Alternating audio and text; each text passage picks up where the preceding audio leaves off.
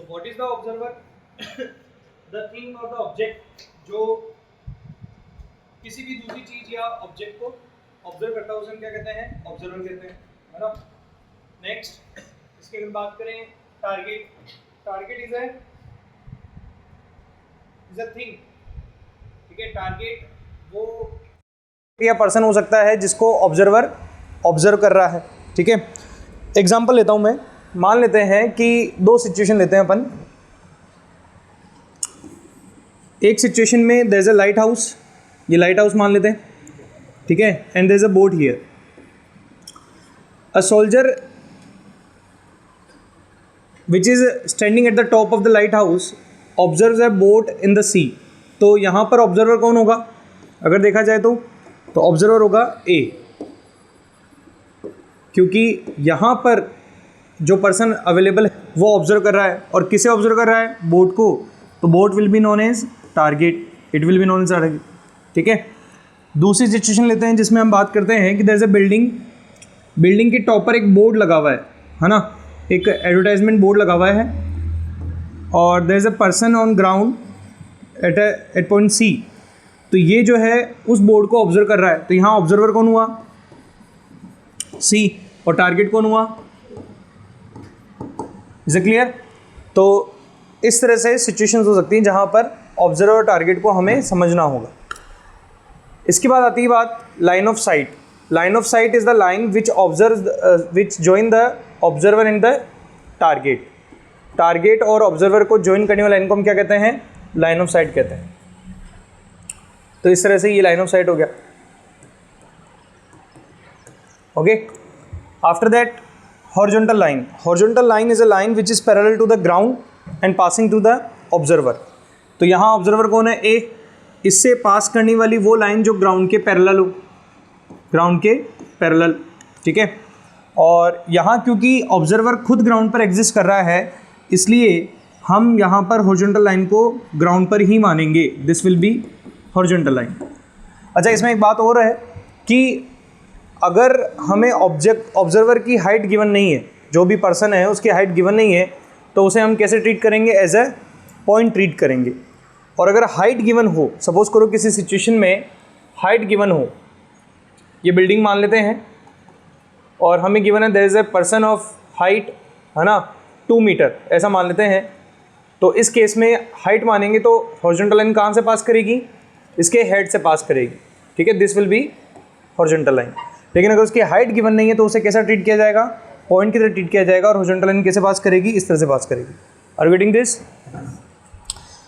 After that दो बहुत important term आते हैं, एक है एंगल ऑफ एलिवेशन और एक है angle of depression.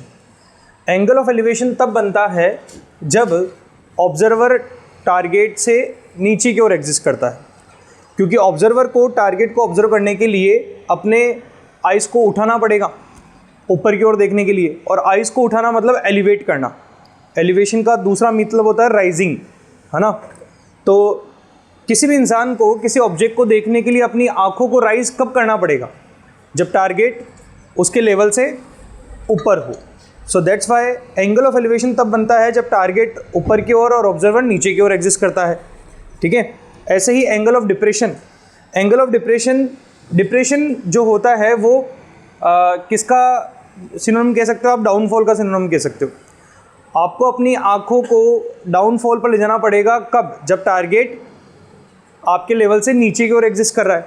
That means target must exist below the observer. तो इस सिचुएशन में आप नोटिस करो, यहाँ ऑब्जर्वर ऊपर की ओर है, टारगेट नीचे की ओर है, मतलब यहाँ क्या बनेगा? Angle of depression. यहाँ ऑब्जर्वर नीचे की ओर है और टारगेट ऊपर की ओर है, मतलब क्या बनेगा? Angle of elevation. ये तो समझ में आ गया कि ये एंगल कहाँ कब बनते हैं, लेकिन कहाँ बनते हैं? ये दोनों ही एंगल हमेशा लाइन ऑफ साइट और हॉरिजॉन्टल लाइन के बीच में बनते हैं। तो यहाँ हॉरिजॉन्टल लाइन, ये डॉटेड लाइन थी, लाइन ऑफ साइट ये है। So this angle will be known as angle of depression. ये एंगल ऑफ डिप्रेशन है। यहाँ लाइन ऑफ साइट AC है और हॉरिजॉन्टल लाइन CB है। So this angle will be known as angle of elevation. तो इस तरह से हम एंगल ऑफ डिप्रेशन और एंगल ऑफ एलिवेशन को समझ सकते हैं। तो मेनली 6 टर्म्स हैं जिनके बारे में आपको समझ में आ जाना चाहिए, ठीक है। क्या क्या है? Observer, target, line of site, horizontal line, angle of elevation और एंगल ऑफ डिप्रेशन। इस चैप्टर में डायग्राम का बहुत इंपॉर्टेंट रोल होता है। मैं पहले भी बता चुका हूँ जब ये चैप्टर पढ़ा रहा था कि एग्जामिनर जो सबसे पहले नोटिस करेगा वो होगा आपके द्वारा बनाया गया डायग्राम। अगर उस डायग्राम में कुछ भी मिस्टेक है तो वो आपकी थ्योरी को पढ़ेगा ही नहीं, वो डायरेक्टली कट करेगा, क्योंकि अगर डायग्राम सही नहीं है तो उससे रिलेटेड कुछ भी थ्योरी आप लिख दो वो सही नहीं मानी जाने वाली। और अगर आपने डायग्राम सही बनाया है तो वो जाके कंसिडर करेगा कि थ्योरी को पढ़ना चाहिए, आपने आंसर कैसे निकाला उसको देखना चाहिए। मान लो कि आपने डायग्राम सही बनाने के बाद में थ्योरी गलत कर दी तो भी आपको 50% मार्क्स मिलने चाहिए वहाँ पर। मेरे अकॉर्डिंग, मैं एग्जामिनर की बात नहीं कर रहा हूँ, मेरे अकॉर्डिंग 50% मार्क्स का वेटेज बनता है अगर आपने डायग्राम सही से बनाया। सो डायग्राम इस टाइप ऑफ क्वेश्चन के लिए 50% का वेटेज रखता है और फर्स्ट 50% का वेटेज रखता है। अगर ये 50% गलत है तो आगे का 50% लेके चला जाएगा, मतलब आगे का 50% कंसिडरेबल ही नहीं है। और अगर ये 50% सही है तो फिर आगे की 50% पर बात बनेगी, मतलब सोची जा सकती है। Is that clear? तो मतलब आपको यहाँ पर डायग्राम बहुत नीट एंड क्लीन और बहुत सही बनाना पड़ेगा, तभी आप इस क्वेश्चन का आंसर सही से फाइंड कर पाएंगे और तभी आपको इसके मार्क्स मिलेंगे। तो ये सब बातें इसीलिए की जा रही है ताकि आप डायग्राम को अच्छे से बनाना सीख जाए। ठीक है, हम जानते हैं बिल्डिंग जो होती है वो एक सॉलिड होती है, लेकिन क्योंकि हमें बिल्डिंग की विड्थ नहीं दी जाती है, बिल्डिंग की लेंथ नहीं दी जाती है, हमें बिल्डिंग की क्या दी जाती है? Only height. इसलिए हम उसे कैसे ट्रीट करेंगे? एज अ लाइन ट्रीट करेंगे। जबकि होता कैसे, बिल्डिंग कैसे होती है? एक सॉलिड की तरह होती है ना। और बोर्ड जो होती है वो भी एक सॉलिड होती है, लेकिन अगर उसकी हाइट गिवन नहीं है, उसकी विड्थ गिवन नहीं है, उसकी लेंथ गिवन नहीं है तो वो कैसे ट्रीट किया जाएगा? पॉइंट की तरह ट्रीट किया जाएगा। एक पर्सन है जिसकी हाइट गिवन नहीं है, लेंथ गिवन नहीं है, विड्थ गिवन नहीं है, वो कैसे ट्रीट किया जाएगा? पॉइंट की तरह ट्रीट किया जाएगा। तो बेसिकली इट डिपेंड्स कि आपको ऑब्जेक्ट के बारे में क्या इन्फॉर्मेशन गिवन है। अगर आपको ऑब्जेक्ट की केवल एक डायमेंशन गिवन है तो उसको लाइन से डिनोट करेंगे, और ऑब्जेक्ट की कोई भी डायमेंशन आपको गिवन नहीं है, ना लेंथ, ना विड्थ, ना हाइट, तो आप उसको कैसे ट्रीट करोगे? एज ए पॉइंट ट्रीट करोगे। Is it clear to all? तो यहाँ पर क्वेश्चन जो होगा वो एक सिचुएशन बेस्ड क्वेश्चन होगा, है ना। उस सिचुएशन बेस्ड क्वेश्चन को पढ़ करके समझना पड़ेगा कि इसका डायग्राम कैसे बनेगा, हमें फाइंड क्या करना है और गिवन क्या है। ठीक है, ये सब हमें खुद से समझना पड़ेगा। It's not a type of that question कि आपको बनी बनाई कोई इक्वेशन मिल रही है, बना बनाया कोई डायग्राम मिल रहा है। आपको एक सिचुएशन दी जाएगी और आपको सिचुएशन से डायग्राम बनाना पड़ेगा खुद से। तो कुछ एग्जांपल्स लेते हैं बुक से ही, जिससे कि आपको चीज़ें क्लियर हो।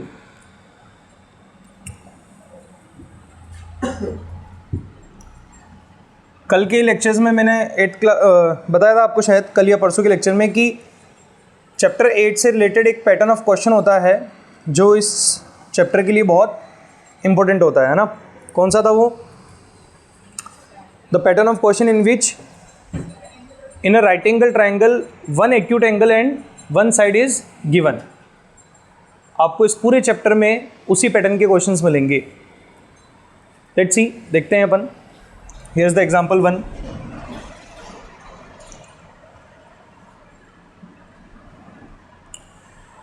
See here, example 1 is here. A tower stands vertically on the ground. From a point on the ground which is 15 meter away from the foot of tower, the angle of elevation of the top of the tower is found to be 60 degree. Find the height of the tower. Okay.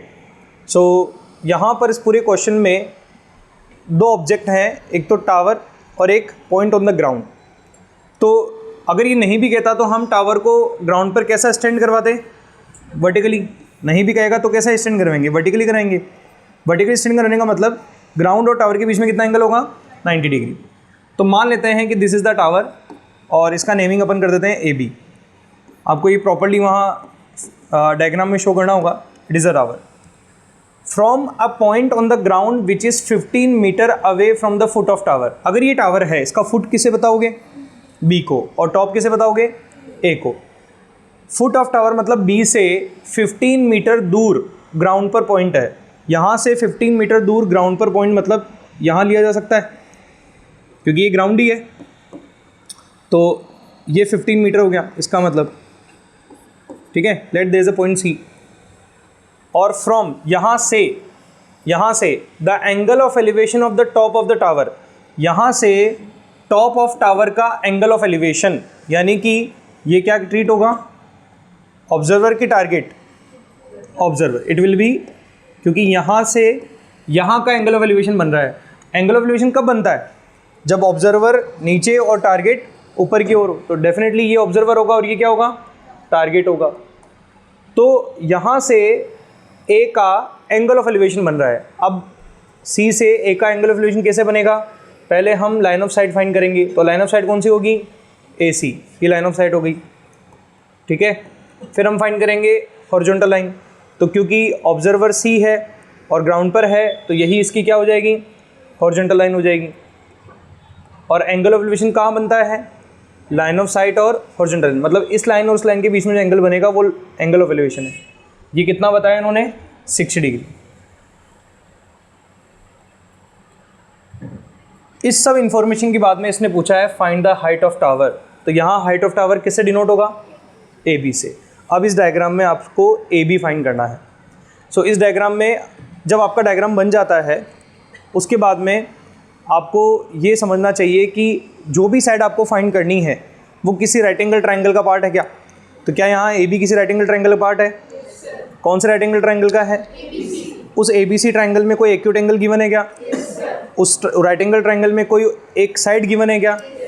अगर ये situation आपको मिल जाती तो आप समझना कि ये आपको बहुत सिंपल क्वेश्चन मिल गया। जिस साइड को फाइंड करना है वो एक ऐसे राइट एंगल ट्रायंगल का पार्ट हो जिसका एक्यूट एंगल भी गिवन है, जिसकी साइड भी गिवन है, तो आपका आंसर बहुत इजीली आ जाएगा। चलिए, तो यहाँ हमें फाइंड क्या करना है, ए बी। जो एक्यूट एंगल गिवन है उसके रेस्पेक्ट में देखो कि ए बी साइड कैसे ट्रीट होगी, परपेंडिकुलर, और जो साइड गिवन है वो कैसे ट्रीट होगी, बेस। परपेंडिकुलर और बेस का कॉम्बिनेशन किसमें मिलता है, तो यहाँ पर हम यूज़ करेंगे tan theta. Since tan theta equals to what, P upon B। यहाँ थीटा की वैल्यू कितनी है, 60 degree, that is equals to perpendicular that is AB और base that is BC। tan 60 degree की वैल्यू टेबल से equals to AB, that is AB ही लिखेंगे क्योंकि हमें उसकी वैल्यू फाइंड करनी है। BC की लेंथ हमारे पास 15, और यहाँ से अगर AB निकालना है तो let cross multiply, so it become 15√3 equals to AB. So that means the height of tower must be equals to 15√3 metre. अब अगर क्वेश्चन में आपको √3 की वैल्यू गिवन है तो आपको पुट करना ही पड़ेगा। अगर आपने पुट नहीं किया तो फिर आपका आंसर इनकम्प्लीट माना जाएगा, और अगर आपको √3 की वैल्यू गिवन नहीं है तो आपको उसे पुट करने की ज़रूरत नहीं है, आप अपना आंसर √3 के टर्म में छोड़ सकते हैं। इस तरह से हमने फाइंड कर लिया हाइट ऑफ द टावर। तो क्या होगा कि क्वेश्चन से आपको पहले डायग्राम बनाना है, डायग्राम बनाने के बाद में आपको समझना है डायग्राम से कि आपको फाइंड क्या करना है, और जो फाइंड करना है वो कौन से राइट एंगल ट्रायंगल का पार्ट है, उसी राइट एंगल ट्रायंगल के अदर पार्ट्स भी अवेलेबल हैं या नहीं है, या किस तरह से उनको बुलाया जा सकता है, यही सोचना होगा। और क्वेश्चंस करते हैं उससे पता चलेगा। ये क्लियर है, कोई डाउट इसमें? चलिए और देखते हैं।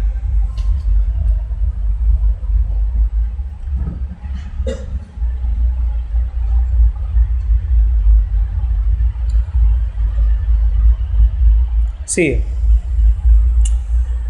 an electrician has to repair an electric fault on a pole of height 5 meter. She needs to reach a point 1.3 meter below the top of the pole to undertake the repair work.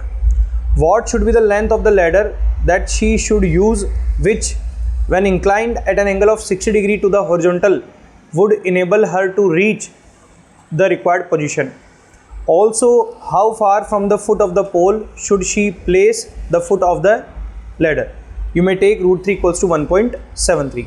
Okay, so दो questions पूछे हैं, लेकिन मैं पहले उस पर नहीं आता हूँ, पहले इस सिचुएशन से डायग्राम बनाने की कोशिश करता हूँ। तो an electrician has to repair an electric fault on a pole of height 5 metre. तो पोल की बात की गई है तो ग्राउंड डेफिनेटली होगा, और इस ग्राउंड पर पोल कैसे स्टैंड करेगा, वर्टिकली। तो ये पोल मान लेते हैं दैट दिस इज द पोल। इसकी हाइट भी बता दी गई है, इसलिए इसको यहाँ पर मेंशन कर देते हैं 5 मीटर, ठीक है। She needs to reach a point 1.3 metre below the top of the pole top of pole से 1.3 मीटर नीचे, यानी कि ये पॉइंट ले लें, इस पॉइंट को सी मान लेते हैं, तो इलेक्ट्रिशियन को यहाँ तक पहुँचना है। किससे पहुँचना है? Using the ladder. तो एक लैडर इस तरह से मान लेते हैं अपन, this is the ladder.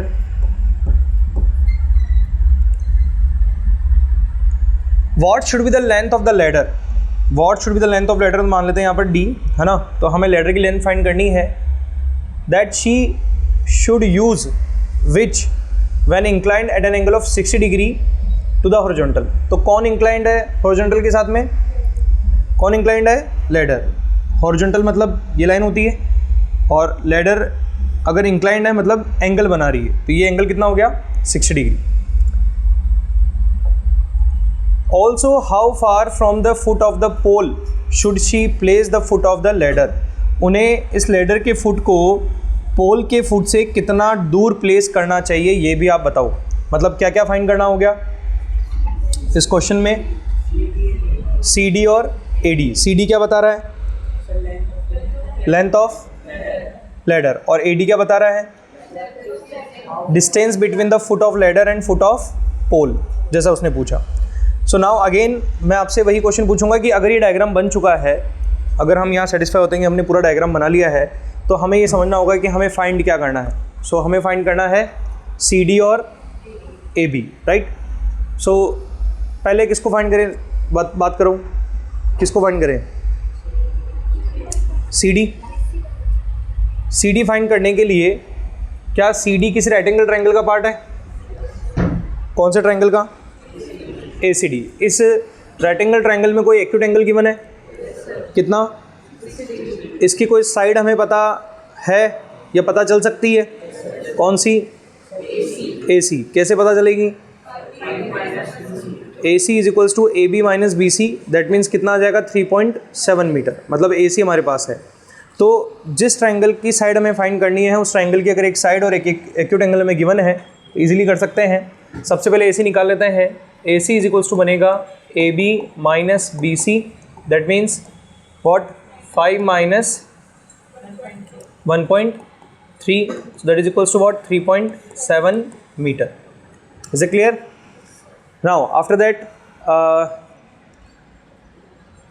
60 degree के रेस्पेक्ट में सी डी कौन सी साइड होगी? हाइपोटेनियस। और ए सी कौन सी साइड है? इन दोनों का कॉम्बिनेशन किस में मिलता है? Sine theta.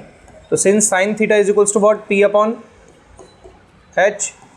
तो sine 60 degree is equals to A C upon C D. So sine 60 degree equals to √3 by equals to A C की वैल्यू 3. सी डी फाइंड करना है। So what should we do? Cross multiply. √3 C D must be equals to what? 2 into 3.7, that is equals to 7.4. So CD is equals to what? 7.4 upon √3. And since in the question we have given the value of √3, तो हमें √3 उस value को use करना होगा, लेकिन अभी नहीं करेंगे। पहले से क्या करेंगे? रैशनलाइज। क्योंकि अगर बिना रैशनलाइज के हमने यूज़ किया तो ये हमारे लिए थोड़ा टिपिकल हो जाएगा। तो पहले हम रैशनलाइज करेंगे और आफ्टर दैट हम √3 की वैल्यू पुट करेंगे। हमेशा याद रखना कि अगर आपके पास डिनोमिनेटर में इरेशनल नंबर है और आपको उसकी वैल्यू पुट करनी है, तो पहले उसे रैशनलाइज करो एंड आफ्टर दैट ही आप उसे पुट करना, ताकि आपकी कैलकुलेशन ईजी हो जाए। इसके अलावा क्या फाइंड करना था? A D. तो नाउ ए डी कैसे फाइंड कर सकते हैं? इसी एंगल के रेस्पेक्ट में ए डी कौन सी साइड है? बेस। और ए सी कौन सी साइड है? परपेंडिकुलर। तो किसका कॉम्बिनेशन यूज़ कर सकते हैं? tan theta. और वहाँ से हम ए डी फाइंड कर सकते हैं। Do you agree with it? कोई डाउट इस बात पर? चलिए, तो इस तरह से क्वेश्चंस को समझते समझते हमें डायग्राम बनाना है, और डायग्राम बनाने के बाद में हमें सही अप्रोच लेकर के क्वेश्चन सॉल्व करना है। अब आप देखें example 3 is here.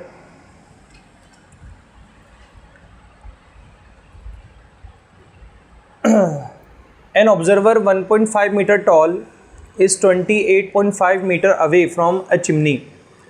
The angle of elevation of the top of the chimney from her eyes is 45 degree, what is the height of the chimney. Okay, so अगर हम इसके लिए डायग्राम बनाएं तो यहाँ पर देखो दो ऑब्जेक्ट बताए गए हैं, एक तो है चिमनी, ठीक है, जिसे हम मान लेते हैं ए बी, और second one is a gull, let it is C D. मैं यहाँ गल को पॉइंट की तरह ट्रीट नहीं कर रहा हूँ, क्यों नहीं कर रहा हूँ, क्योंकि इस बार उनकी हाइट गिवन है, तो हाइट गिवन है, दैट्स वाई मैं इसको 1.5 मीटर ले लेता हूँ। So an observer 1.5 metre tall is 28.5 metre away from chimney, मतलब यहाँ पर 28.5 कौन सा मेजरमेंट होगा, A C, do you agree, ठीक है।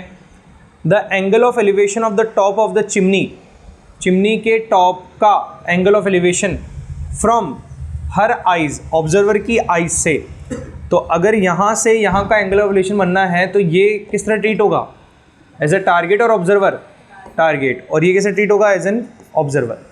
यहाँ से यहाँ का एंगल ऑफ एलिवेशन जो है वो कितना है, 45 degree.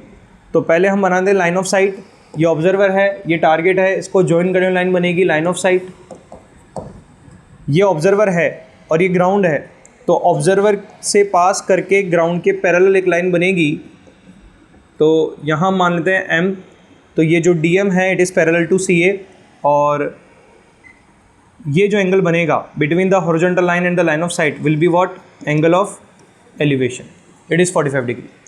Now question is asking us what is the height of chimney, chimney की हाइट क्या होगी, ये क्वेश्चन है।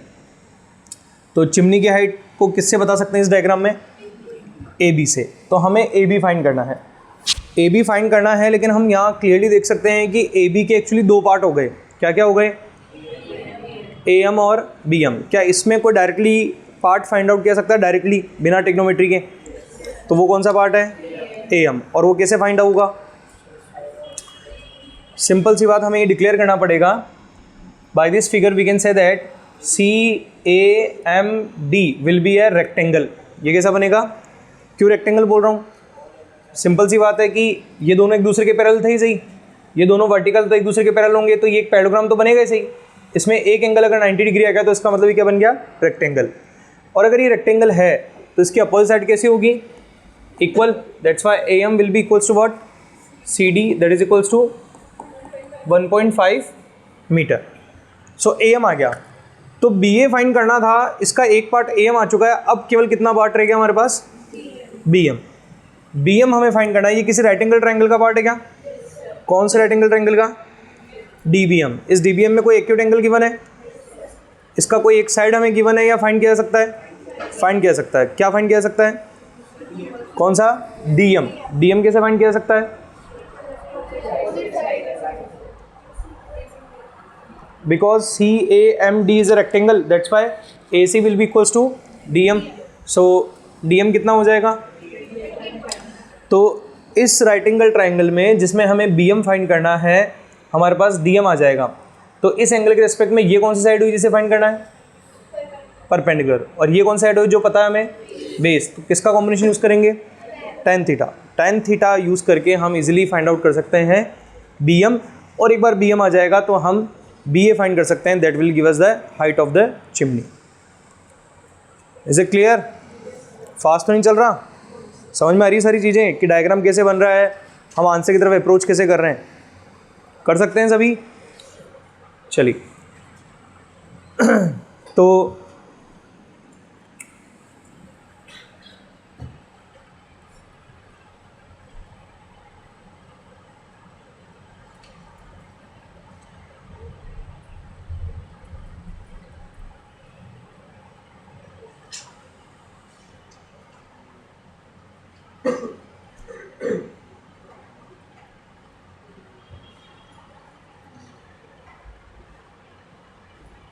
चलिए क्वेश्चन नंबर 4 के लिए एक डायग्राम बनाओ, देखो लेट्स सी कि आपका डायग्राम एक्यूरेट बनता है कि नहीं बनता है।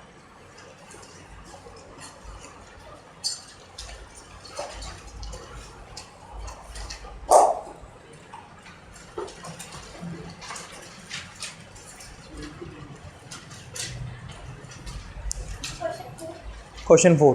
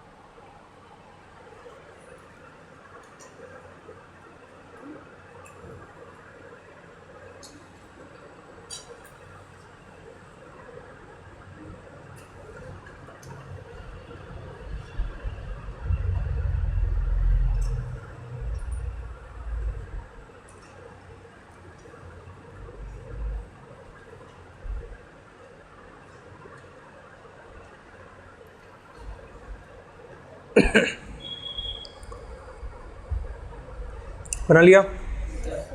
So this diagram must be like this.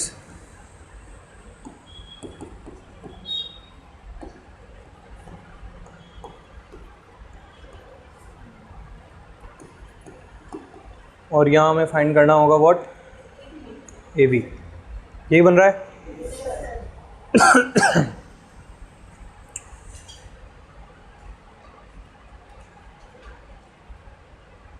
ठीक है,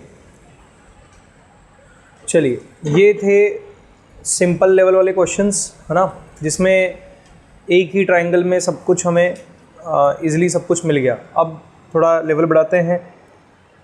एग्जाम्पल 4 पढ़े हैं आप, इसके लिए डायग्राम बनाते हैं अपन. From a point P on the ground the angle of elevation of the top of a 10 metre tall building is 30 degree. A flag is hosted at the top of the building and the angle of elevation of the top of the flag staff from P is 45 degree. Find the length of the flag staff and the distance of the building from the point P. Okay. So initially first line को पढ़ते हैं. From a point P on the ground, the angle of elevation of the top of a 10 meter tall building is 30 degree. देखो इसमें बहुत सारी बातें आ गई. सबसे पहले तो एक बात आई कि एक बिल्डिंग है जिसकी लेंथ कितनी है, 10 मीटर. एक बात तो ये आ गई, है ना. इसको मान लेते हैं ए बी. ओके, और there is a point on the ground जिसको क्या नाम दिया इन्होंने, पी. और पी से देखो लिखा है फ्रॉम पी से कहाँ का angle of elevation, top of 10 metre tall building, यहाँ का एंगल ऑफ एलिवेशन. अगर यहाँ से यहाँ का एंगल ऑफ एलिवेशन बन रहा है तो ये किस तरह से ट्रीट होगा, टारगेट और ये ऑब्जर्वर. तो सबसे पहले क्या बनाए अपन, लाइन ऑफ साइट. ये लाइन ऑफ साइट बन गई. अगर ये ऑब्जर्वर है तो हॉरिजॉन्टल लाइन कैसे बनेगी, as similar to the ground. यही ग्राउंड और यही हॉरिजॉन्टल लाइन होगी. तो एंगल ऑफ एलिवेशन कहाँ बनेगा, यहाँ बनेगा. कितना बताया इस क्वेश्चन ने, 30 डिग्री. एक लाइन से फर्स्ट स्टेटमेंट से ये डायग्राम बनाया भी अपना, है ना. ये सब कुछ उसी से बन गया. अब आगे बात करते हैं. देखो उसके बाद क्या कहा जा रहा है. A flag is hosted eight the top of the building. Building के टॉप पर एक फ्लैग को होस्ट किया गया है, यानी एक फ्लैग फहराया गया है ना. तो इसे मान लेते हैं BC. ये जो पोल होता है ना फ्लैग का, उसे कहते हैं फ्लैग स्टाफ, है ना. फ्लैग स्टाफ और कुछ नहीं, फ्लैग से अटैच में जो पोल होता है उसे फ्लैग स्टाफ कहते हैं. तो ये फ्लैग स्टाफ है. और कहा गया है कि angle of elevation of the top of the flag staff. ठीक है, टॉप ऑफ फ्लैग स्टाफ किसे बताएंगे अपन, किसे बताएंगे, C को. तो यहाँ का angle of elevation from point P, कहाँ से, यहाँ से. तो यहाँ से यहाँ का एंगल ऑफ एलिवेशन की बात चल रही है. तो ये कैसे ट्रीट होगा, टारगेट. ये कैसे ट्रीट होगा, ऑब्जर्वर. तो यही लाइन कैसे होगी, हॉरिजॉन्टल लाइन. और लाइन ऑफ साइट कौन सी बनेगी, PC. तो एंगल ऑफ एलिवेशन बन गया कितना, 45 डिग्री. ये बन गया 45 डिग्री. क्वेश्चन बोल रहा है find the length of flag staff. Flag staff की लेंथ फाइंड करना मतलब क्या फाइंड करना, BC फाइंड करना. और distance of the building from the point P. Building की डिस्टेंस P पॉइंट से, मतलब क्या फाइंड करना हुआ, AP. तो दो चीज़ें फाइंड करनी हो गई, एक तो BC फाइंड करना हो गया और एक AP फाइंड करना हो गया, ये दोनों हमें फाइंड करना है। So let start. सबसे पहले बात करते हैं कि यहाँ क्या पहले फाइंड करें। देखो BC लेते हैं अपन, क्या BC किसी राइट एंगल ट्रायंगल का पार्ट है? नहीं है, BC is not a part of right angle triangle, तो छोड़ दो उसको। AP पे बात करते हैं। AP किसी राइट एंगल ट्रायंगल का पार्ट है? कौन से राइट एंगल ट्रायंगल का?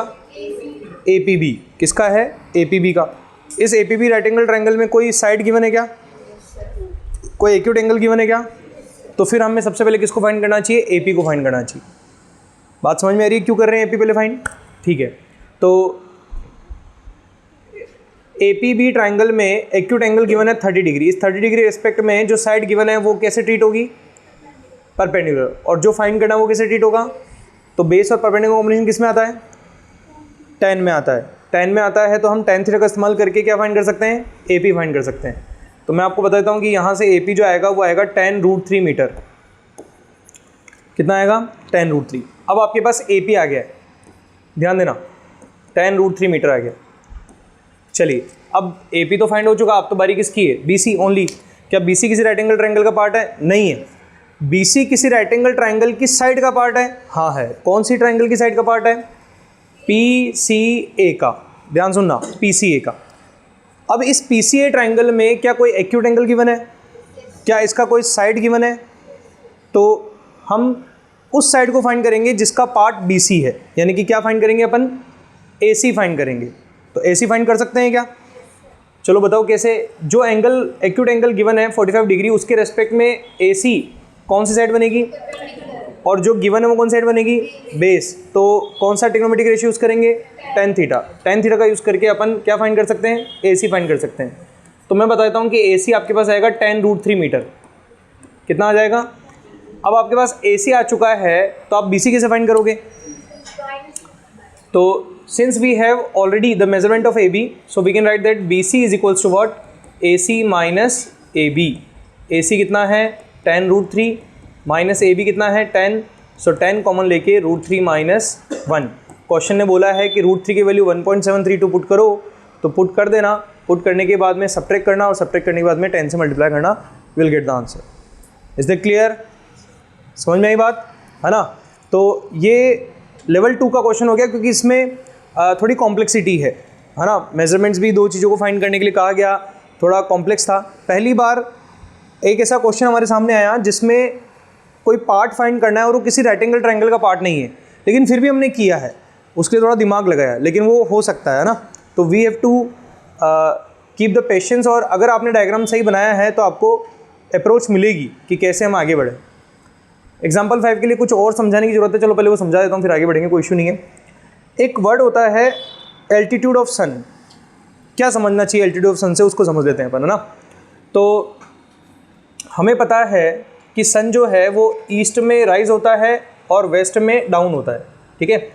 तो दिन भर में सन की जो पोजीशन है वो इस तरह से रोटेट होते ही यहाँ से यहाँ तक हो जाता है। Is it clear? तो दिन के किसी भी समय पर अगर सन की एक रे इस पॉइंट से, है ना, कितना एंगल बना रही है? सपोज करो 30 डिग्री, एग्जांपल ले रहा हूँ मैं। तो 30 degree is known as altitude of sun at that time.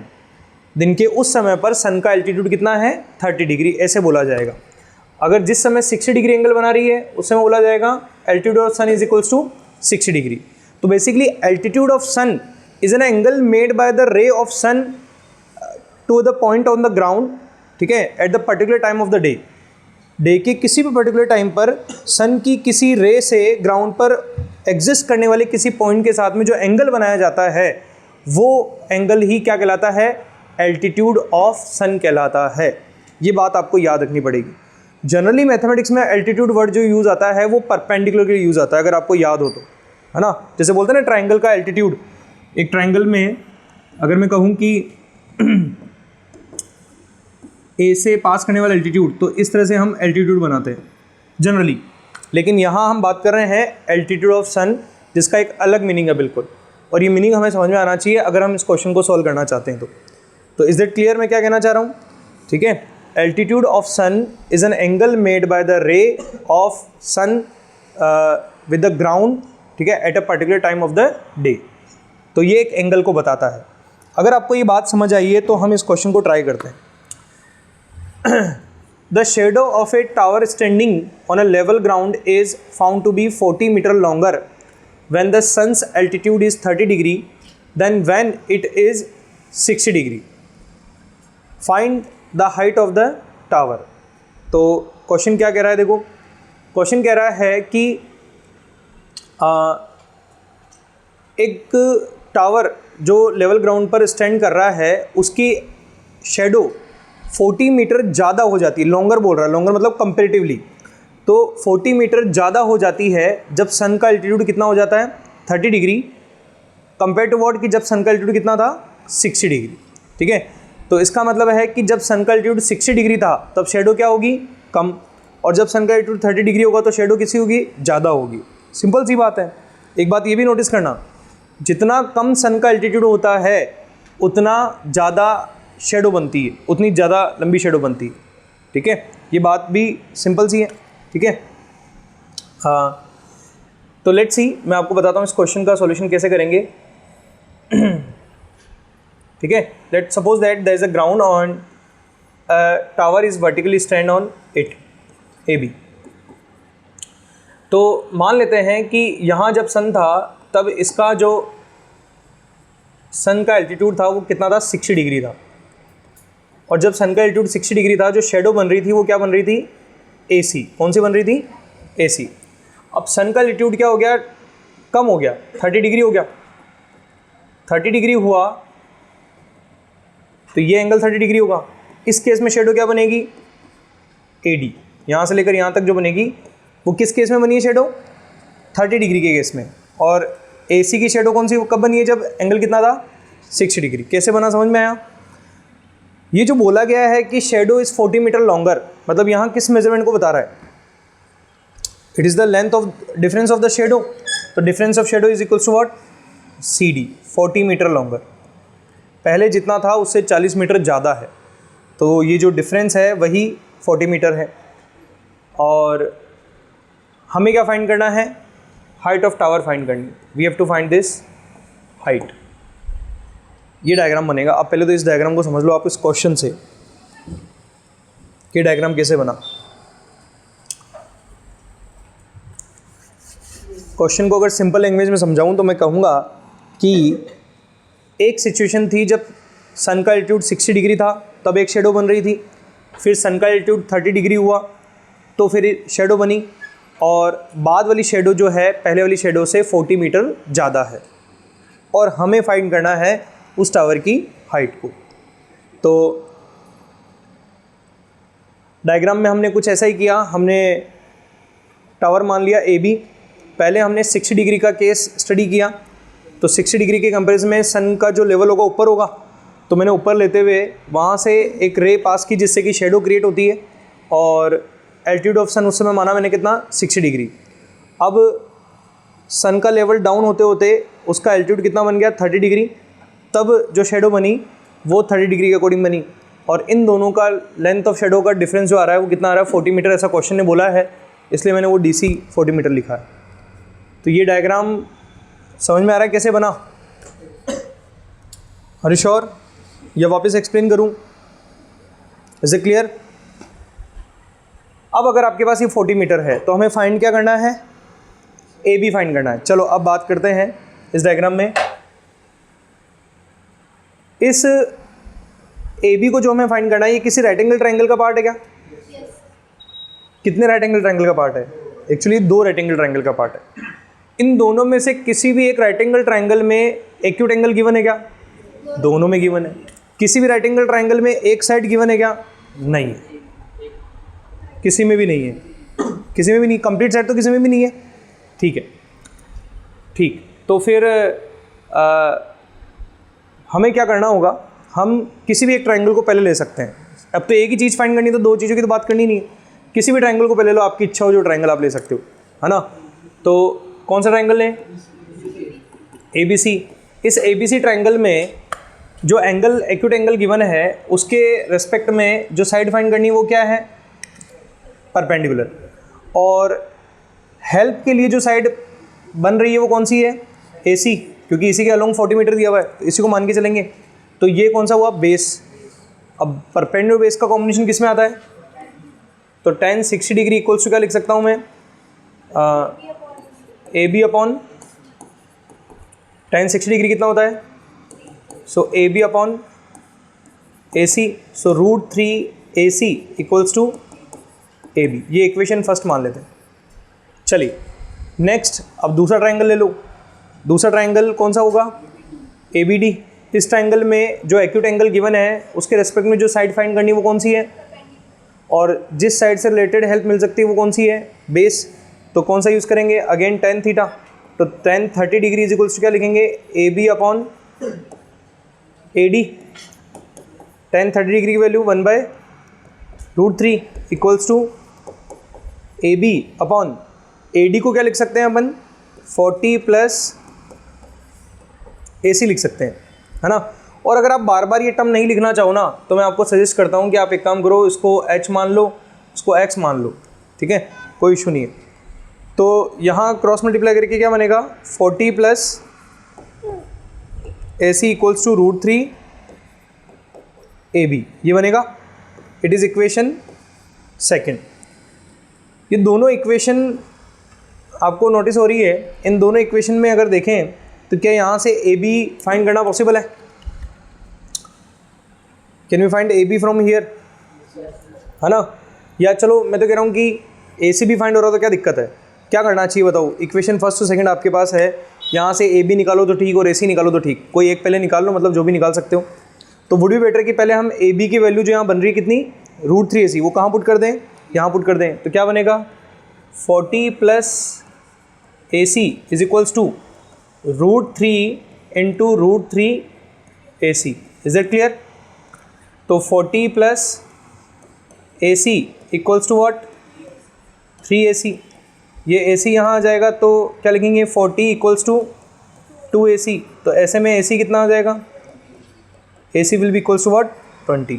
तो AC आपके पास 20 मीटर आ गया। हालांकि AC की ज़रूरत हमें थी नहीं और हमें चाहिए AB। अब AB कैसे निकालें, इस रिलेशन में पुट कर दे, है ना, AB मिल जाएगा ना। तो AC की जगह पुट क्या करते हैं अपन, 20। तो √3 × 20 कितना होता है, तो इस तरह से AB कितना आ जाएगा, 20 √3 मीटर।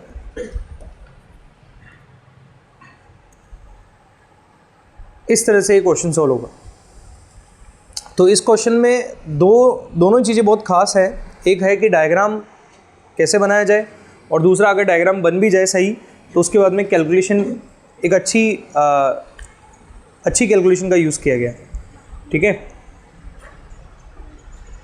कोई डाउट हो तो पूछो आप।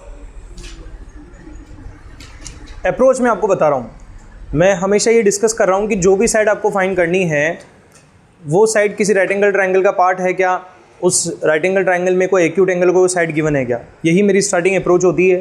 तो शुरू से मैं आपसे पूछा था तो आपने बताया कि नहीं, ये जो साइड है वो 2 ट्रायंगल में प्रेजेंट है, दोनों राइट एंगल ट्रायंगल में एक्यूट एंगल्स तो गिवन है लेकिन किसी की भी फुल साइड नहीं गिवन है, ठीक है। तो दैट मीन्स व्हाट कि हमें यहाँ पर दोनों ट्रायंगल्स का बारी बारी यूज़ करना पड़ेगा। तो मैंने यहाँ पर पहले ट्रायंगल ABC यूज़ कर लिया, फिर बाद में ट्रायंगल DBC यूज़ कर लिया। Is it clear.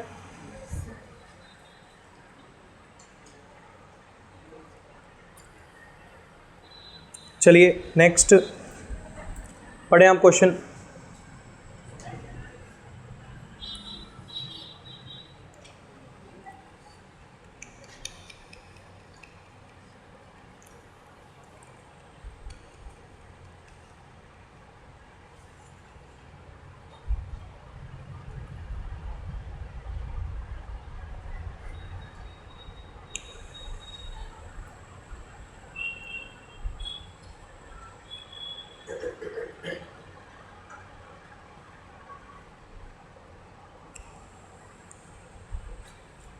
The angles of depression of the top and the bottom of an 8-meter tall building from the top of a multi-story building are 30 degree and 45 degree respectively। ये एक statement है, पूरा समझने के लिए फिर से पढ़ लेते हैं। The angle of depression of top and the bottom of 8-meter tall building from the top of a multi-story building are 30 degree and 45 degree respectively। तो जो बात समझ में आ रही है वो ये कि यहाँ पर दो तरह की बिल्डिंग है, एक तो नॉर्मल बिल्डिंग है और एक मल्टी स्टॉल्ड बिल्डिंग है। अब जब किसी भी क्वेश्चन में दो बिल्डिंग या एक टावर एक बिल्डिंग की बात आए ना, तो सबसे पहले ये जानने की कोशिश करो कि किसकी हाइट ज़्यादा और किसकी हाइट कम। ये बहुत ज़रूरी है समझना। तो और उसका पूरा आपको कंक्लूजन क्वेश्चन को पढ़ के मिलेगा। तो यहाँ पर भी क्वेश्चन हमारे सामने है, इसी को पढ़ करके समझने की कोशिश करते हैं कि किसकी हाइट ज़्यादा और किसकी हाइट कम होगी। अगर फर्स्ट स्टेटमेंट को अच्छे से पढ़ें तो फर्स्ट स्टेटमेंट कह रहा है कि मल्टी स्टोर्ड बिल्डिंग के टॉप से, है ना, मल्टी स्टोर्ड बिल्डिंग के टॉप से दूसरी बिल्डिंग के टॉप का एंगल ऑफ डिप्रेशन बन रहा है।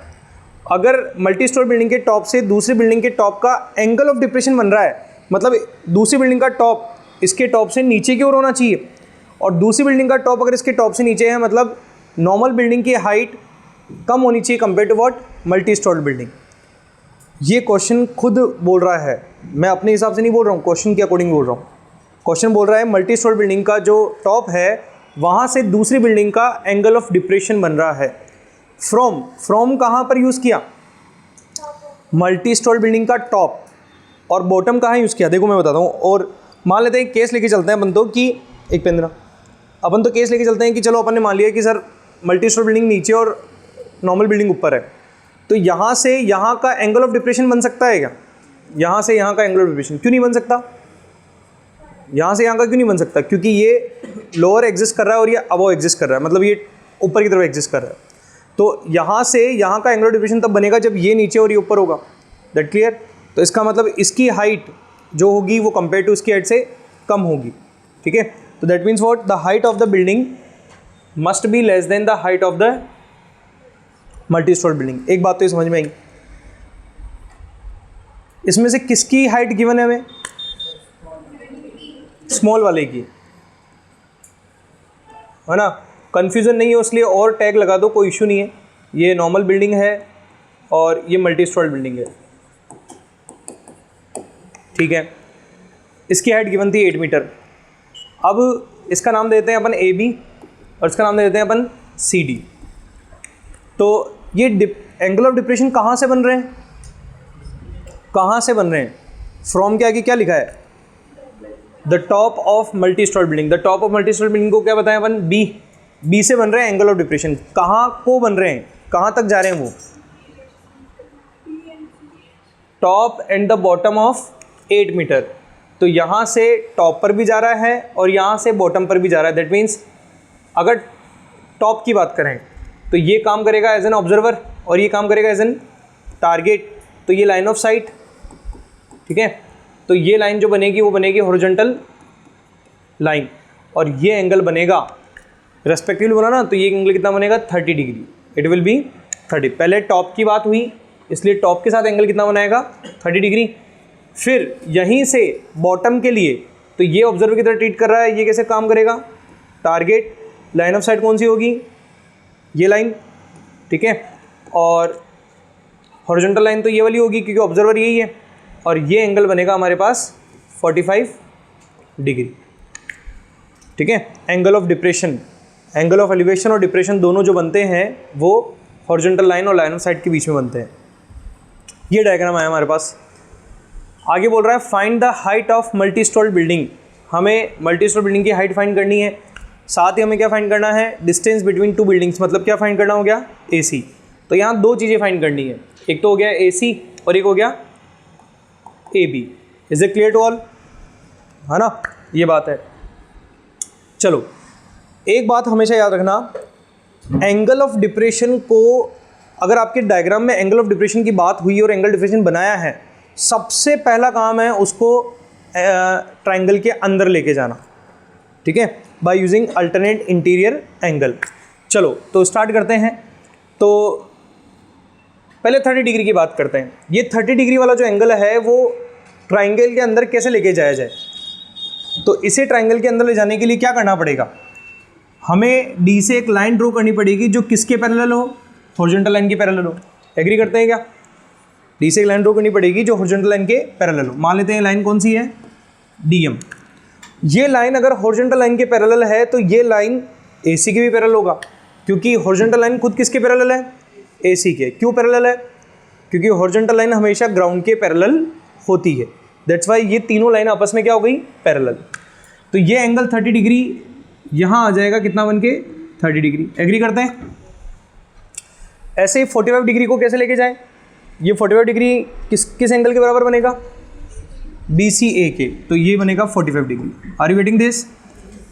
चलिए अब फिर से रिकॉल करते हैं कि हमें फाइंड क्या करना है। हमें फाइंड करना है AC और AB। चलिए मैं पूछता हूँ आपसे, AC है ना, AC साइड कौन से राइट एंगल ट्रायंगल का पार्ट है, CBA। इस CBA ट्रायंगल में कोई एक्यूट एंगल गिवन है क्या, कोई एक साइड कंप्लीटली गिवन है क्या, नहीं है। तो होल्ड करते हैं, दूसरे को पकड़ते हैं, AB किसी राइट एंगल ट्रायंगल का पार्ट है क्या, कौन सा, CBA का ही है।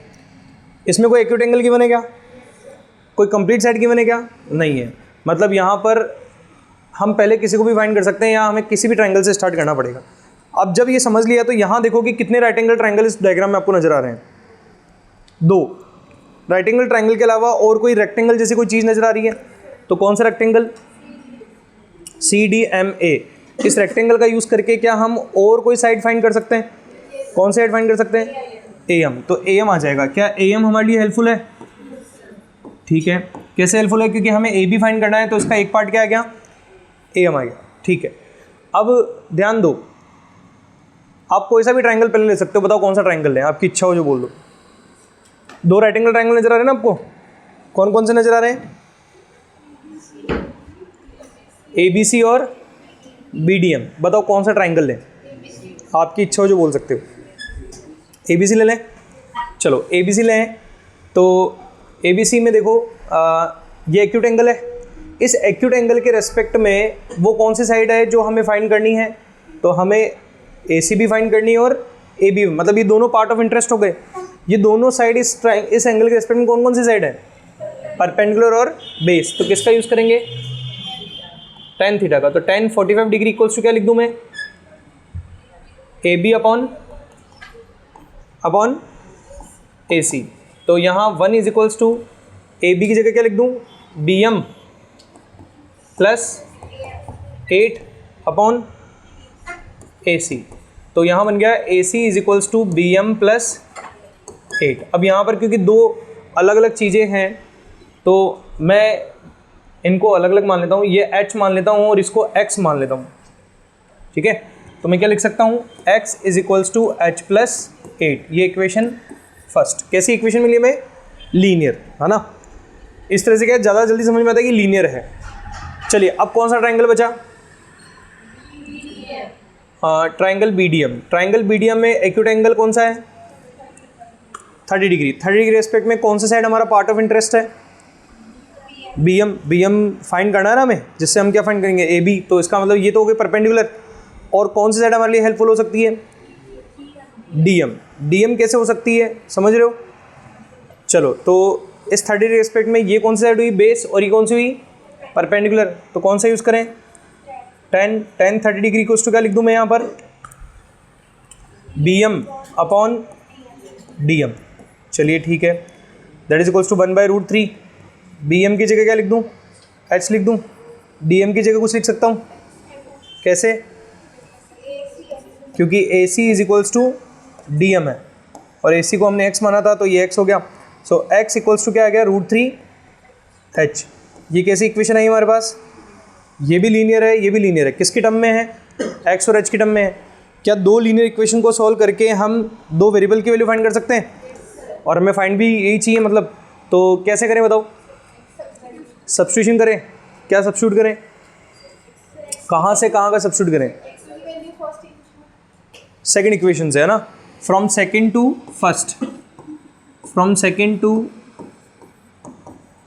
फर्स्ट क्या लिखें अपन, लिखें √3H is equals to H plus 8। यहाँ से H कैसे निकालें,